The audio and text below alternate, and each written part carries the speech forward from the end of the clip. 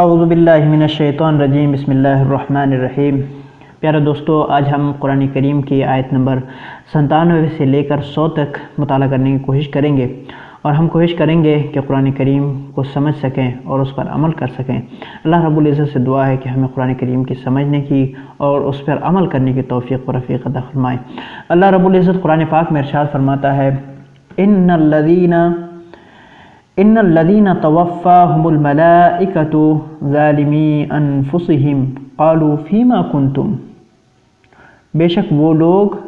جن کی ملائکہ نے روح کھینچی، ظالمی انفسہم، اس حال میں کہ وہ اپنے نفسوں پر ظلم کرتے تھے۔ قالوا فیما کنتم، فرشتے ان سے کہنے لگے تم کس حال میں تھے، تم کس چکر میں تھے۔ قالوا کننا مستضعفین، وہ کہنے لگے کہ ہم زمین میں، قالوا کننا مستضعفین فی الارض، ہم زمین میں بہت کمزور تھے۔ قالوا الم تکن ارض اللہ واسعہ، فرشتے کہنے لگے کیا اللہ کی زمین وسیع نہیں تھی، فتہاجروا فیہا، کہ تم اس میں ہجرت کرتے۔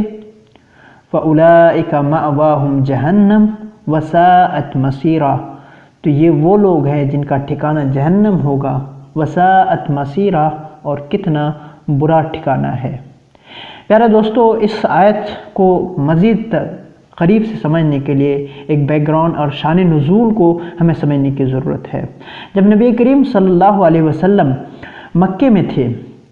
مکے میں تھے اس وقت کفار انہیں بہت پریشان کرتے تھے، صحابہ کرام کو بہت پریشان کرتے تھے، اور اس کے بعد پھر اللہ رب العزت نے ایک زمانے کے بعد، کچھ سالوں کے بعد، اللہ کے نبی صلی اللہ علیہ وسلم کو حکم دیا کہ آپ مکے سے مدینہ ہجرت کر جائیں۔ نبی کریم صلی اللہ علیہ وسلم مکے سے مدینہ ہجرت کر گئے، اور دوسرے لوگوں کو بھی حکم تھا کہ وہ بھی نبی کریم صلی اللہ علیہ وسلم کے ساتھ ہجرت کر جائیں یا کچھ دنوں میں ہجرت کر جائیں، لیکن کچھ لوگ تب بھی وہیں موجود تھے، مکے میں موجود تھے۔ ان لوگوں پر مکے کے کفار بہت زیادہ ظلم کرتے تھے۔ اس درمیان جنگ بدر واقع ہوئی۔ اس جنگ میں مسلمانوں کے خلاف یہاں کے جو مسلمان تھے ان کو جانا پڑا مجبوراً، کیونکہ یہاں کے جو کفار تھے کفار نے ان مسلمانوں کو مجبور کیا، تو یہ لوگ بھی ان کے ساتھ چلے گئے، جس کے سبب ان کی تعداد بڑھی۔ اس لیے اللہ رب العزت ارشاد فرماتا ہے، ان الذین توفاہم الملائکۃ، کہ وہ لوگ جن کا انتقال ہوا ہے، جن کی جان ملائکہ نے نکالا ہے، اس حال میں ظالمی انفسہم، اس حال میں کہ وہ اپنے نفسوں پر ظلم کرتے تھے۔ ظلم کس طور پہ کرتے تھے کہ ان کو حکم تھا کہ وہ مکے سے مدینہ شریف ہجرت کر جائیں اور وہیں اپنے دین اور اپنے ایمان کے ساتھ، حفاظت کے ساتھ وہیں رہیں، لیکن وہ لوگ نہیں گئے تھے، وہ لوگ بہانہ بناتے تھے۔ اسی وجہ سے اللہ تبارک و تعالیٰ ارشاد فرماتا ہے، ظالمی انفسہم، اس حال میں کہ وہ اپنے نفسوں پر ظلم کرتے تھے۔ تو فرشتے کہنے لگے قالوا فیما کنتم، تم کس چکر میں تھے، کس حال میں تھے؟ وہ کہنے لگے قالوا کننا مستضعفین فی الارض، وہ لوگ کہنے لگے کہ ہم زمین میں کمزور تھے، اس وجہ سے ہم ہجرت نہیں کر پائے تھے۔ قالوا الم تکن ارض اللہ واسعہ، کیا اللہ کی زمین وسیع نہیں تھی، فتہاجروا فیہا، کہ تم اس میں ہجرت کرتے۔ فاولئک مأواہم جہنم، تو یہ وہ لوگ ہیں جن کا ٹھکانہ جہنم ہوگا، وساءت مصیرا، اور کتنا برا ٹھکانہ ہے۔ پیارے دوستو اور بزرگوں، اس کے بعد پھر اللہ رب العزت ارشاد فرماتا ہے، الا المستضعفین من الرجال والنساء والولدان لا يستطيعون حیلة ولا يهتدون سبیلا، مگر وہ کمزور لوگ، مردوں میں سے، عورتوں میں سے اور بچوں میں سے، لا يستطيعون حیلة،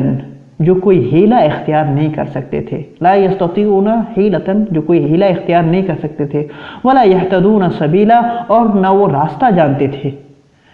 فاولئک عسى اللہ ان یعفو عنہم، تو یہ وہ لوگ ہیں کہ قریب ہے کہ اللہ رب العزت انہیں معاف فرما دے۔ ان یعفو عنہم، کہ قریب ہے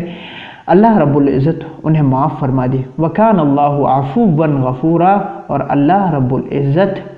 بخشنے والا ہے، معاف فرمانے والا ہے۔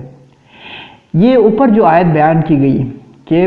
مکے والوں پر جب رسول کریم صلی اللہ علیہ وسلم مدینے میں تھے، اس وقت جو فتح مکہ سے پہلے جو مسلمان تھے ان پر وہاں سے ہجرت کرنا ضروری تھا، لیکن اس حال میں بھی کچھ بوڑھے لوگ تھے، کچھ عورتیں تھیں، کچھ بچے تھے، اور کچھ ایسے لوگ تھے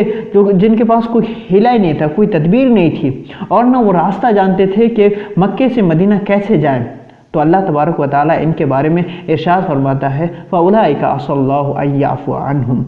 تو یہ وہ لوگ ہیں کہ قریب ہے کہ اللہ رب العزت انہیں معاف فرما دے گا۔ وَكَانَ اللَّهُ عَفُوًّا غَفُورًا، اور اللہ رب العزت معاف فرمانے والا ہے، بخشنے والا ہے۔ اس کے بعد اللہ رب العزت ارشاد فرماتا ہے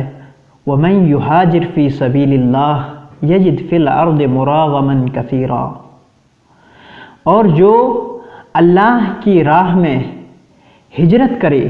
یجد فی الارض مراغما کثیرا، تو وہ اللہ کی زمین میں بہت سی جگہ پائے گا، وسعتن، اور بہت کشادگی پائے گا، وسعتن، اور بہت کشادگی پائے گا۔ ایسا نہیں ہے کہ جہاں پہ ہے تو صرف اتنی ہی زمین ہے، بلکہ اللہ کی زمین بہت وسیع ہے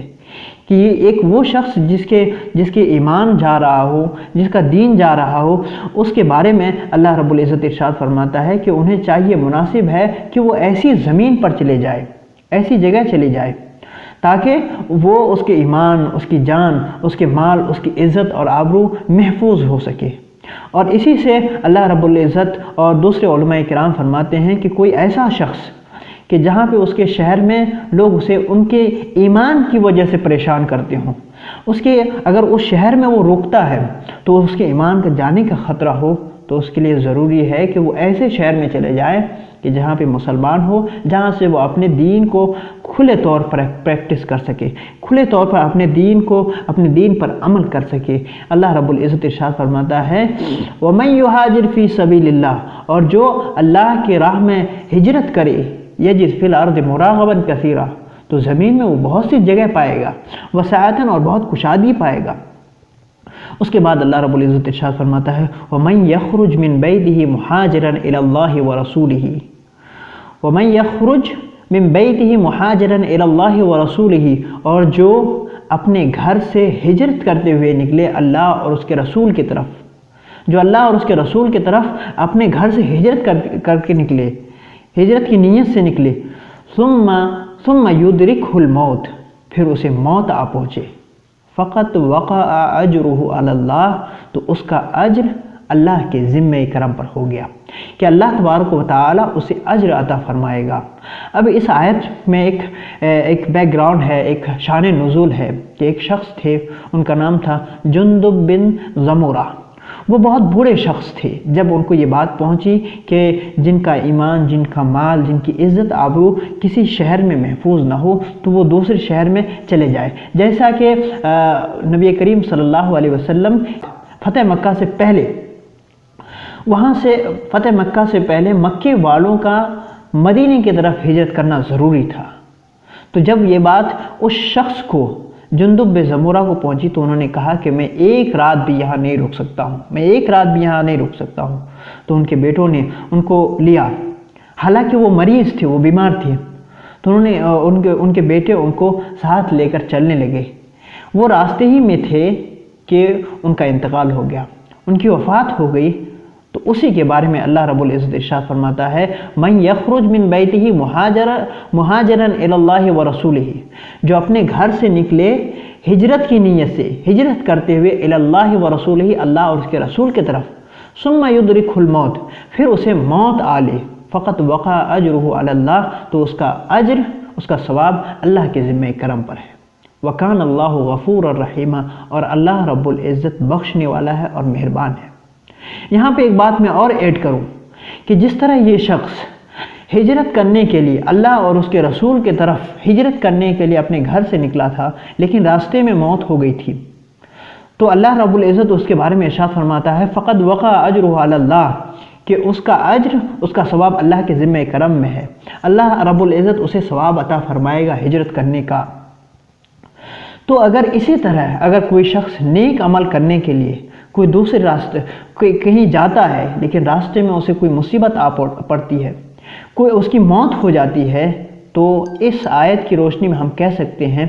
کہ اللہ تبارک و تعالیٰ اسے اجر عطا فرمائے گا۔ کوئی شخص حج کے لیے اپنے گھر سے نکلا، حج کی نیت سے اپنے گھر سے نکلا لیکن راستے میں اس کی موت ہو گئی، تو ہم اس آیت کی روشنی میں کہہ سکتے ہیں کہ اللہ تبارک و تعالیٰ اسے حج کا اجر عطا فرمائے گا اور حج کا ثواب اسے عطا فرمائے گا۔ اس طرح اگر کوئی بھی نیکی ہو، اگر اللہ کے اور خلوص نیت کے ساتھ وہ کرنا چاہتا تھا لیکن کسی کوئی مصیبت آ پہنچی یا وہ اس کی طبیعت خراب ہو گئی یا اس کا انتقال ہو گیا، وہ اچھا کام، وہ نیک کام نہ کر سکا، تو اللہ رب العزت اسے اجر عطا فرمائے گا۔ وَكَانَ اللَّهُ غَفُورًا رَحِيمًا، اور اللہ رب العزت بخشنے والا ہے اور رحم فرمانے والا ہے۔ تو میں اپنی بات یہیں پہ ختم کرتا ہوں چونکہ ایک رکوع مکمل ہو گیا، اور اللہ رب العزت سے دعا ہے کہ ہمیں قرآن کریم کو سمجھنے کی توفیق و رفیق عطا فرمائے اور اس پر عمل کرنے کی توفیق عطا فرمائے۔